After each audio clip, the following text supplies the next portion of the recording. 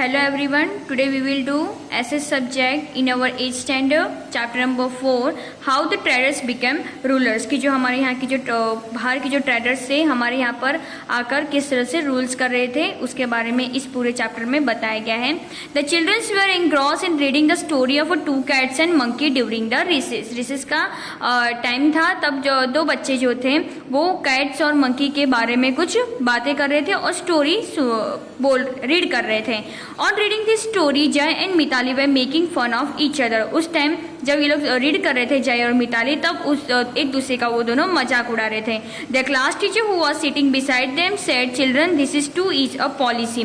फिर वो स्टोरी को लेके जो टीचर थी उनके बाजू में बैठी हुई थी तो वो कहती थी कि ये एक तरह की पॉलिसी है। The third party takes advantage of a quarrel between the to.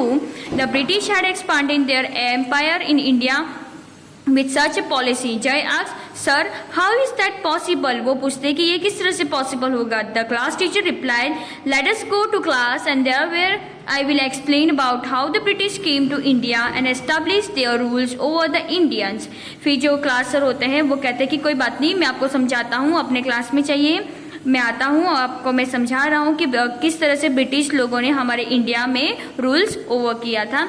By the mid of 18th century the British had started to emerge as a strong power on the Indian political horizon। Do you know that the British came to India only for trade। अगर एक तरह से आपको जाना जाए कि 18th century में जो ब्रिटिश लोग थे हमारे स्टेट में आके स्ट्रॉन्ग पावर अपना स्टार्ट कर दिया था। और आपको ये पता होगा कि जैसे कि जो ब्रिटिश लोग थे वो सिर्फ यहाँ पर ट्रेड करने के लिए आए थे, अपना बिजनेस बढ़ाने के लिए आए थे। Initially they took permission to trade in Indian states, और उन्होंने परमिशन भी वहाँ पे शुरू कर दी थी। अब शुरू हो गया था कि परमिशन लेके वो उनका जो ट्रेड है हमारे इंडिया में स्टार्ट की जाए।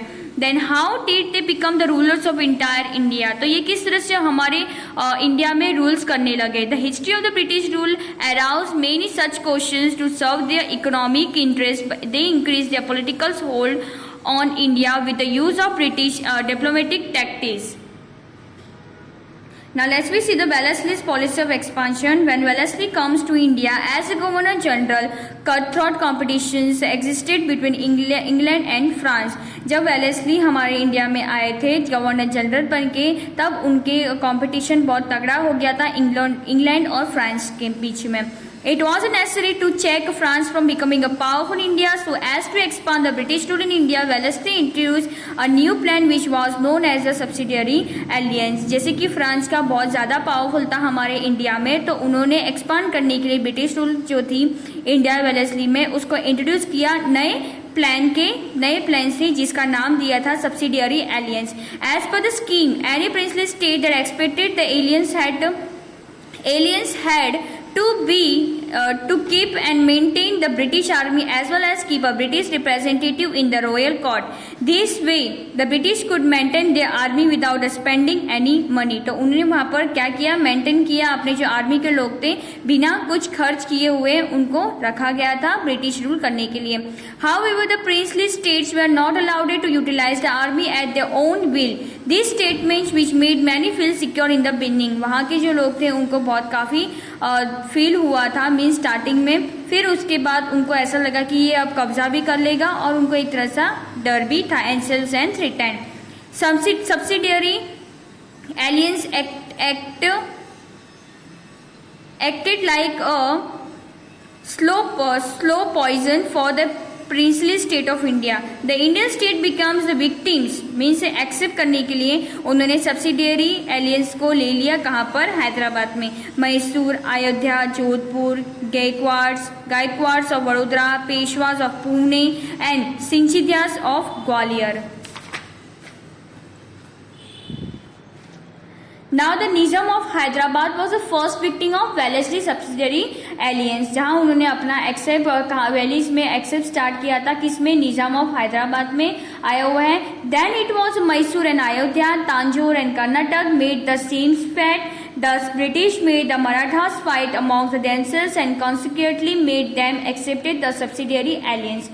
Owing to the losses incurred by the Nizam in his fight with Maratha। जबकि निजाम का फाइट हो रहा था किसके साथ, मराठास के लोगों के साथ। He was the first to accept this alliance. तो उन्होंने ये सबसे पहले जो थे जिन्होंने इस चीज को एक्सेप्ट किया था एलियंस में।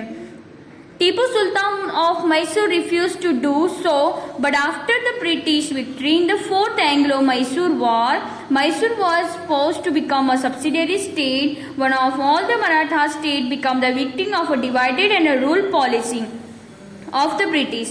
The other state, namely like Ayodhya, Gorakhpur, Tanjore, Karnataka, Farakhabad, also suffered the same fate. ये सारे सिचुएशन एक तरह से ही सफर कर रहे थे. In this way, within a span of 7 years, Wellesley expanded the company rule and made the British in the supreme power in India. Now this was a battle of fought by Wellesley. This is the picture of battle fought by Wellesley. जब वहाँ पर fighting हो रही थी, ठीक है, लड़ाई हो रही थी, वॉर हो रहा था उस टाइम के बाद. ये थे लॉर्ड वेलेस्ली, जो इनका नाम है Lord Wellesley. Expansion of the British rule in India किस तरह से किया गया था.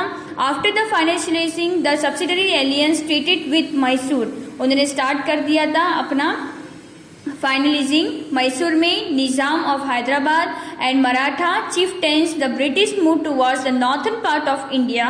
They entered into a treaty of friendship with Nepal. उन्होंने फिर फ्रेंडशिप बढ़ाई अपनी, उन्होंने एंटर हुए नेपाल में और वहां जाके वो फ्रेंडशिप किससे बनाई, नेपाल लोगों से बनाई. Sensing a threat from it, उनसे भी उन्होंने क्या किया, एक तरह से डर बना के रखा. और वहां पर उन्होंने, जैसे कि यहाँ पर बताया गया है कि कब्जा, एक तरह से वहां पर भी उन्होंने फ्रेंडशिप बढ़ाकर कब्जा कर लिया. They fought many battles to secure the frontiers. Friendly relations with the Sikh king Maharaja Ranjit Singh helped them to win the battle with the Afghans, and they established their rule in Sindh. The British had an ambition to capture the Sikh kingdom, which was a very powerful kingdom, but they could not do as long as Maharaja Ranjit Singh was alive. So they kept friendly relations with Maharaja Ranjit Singh, कि वहाँ के जो लोग थे उन्होंने फिर एकदम महाराजा रंजीत सिंह के साथ एकदम ही रिलेशन अच्छे से बनाया.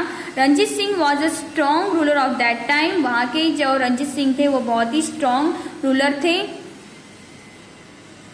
He had set up a strong army with the help of European officers for the protection of his state. He had attained victories over many nearby states. After his death, Punjab suffered anarchy. Governor General Sir Henry Hardinge came to India and brought the Sikh rule completely under the British rule with a policy of interface and annexation.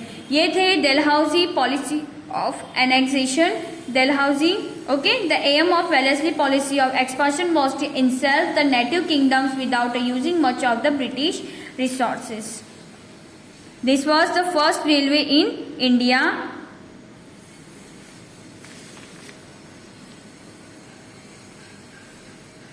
Now you should have to read all these satisfactions of people.